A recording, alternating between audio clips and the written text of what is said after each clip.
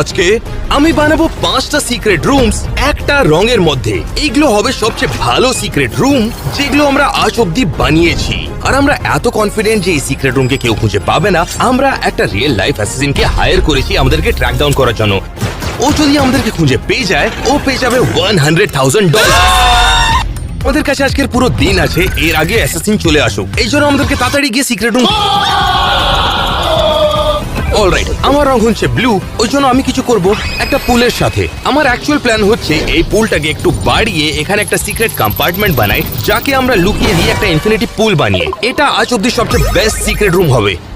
ও ও এখানে একটা pink sofa রয়েছে, এখানে আমি লুকোতে পারি। ও শান, তুমি এখানে কি করছো? কেন? আমার তো মনে হলো এটা ভালো জায়গা, কারণ এর কালারটা ঠিক আছে। অলরাইট, আমার কালার যেহেতু গ্রিন, আমি এই টার্ফের নিচে আমার সিক্রেট রুম বানাবো। আমার এখানে একটা গর্ত খুঁড়তে হবে যার মধ্যে আমি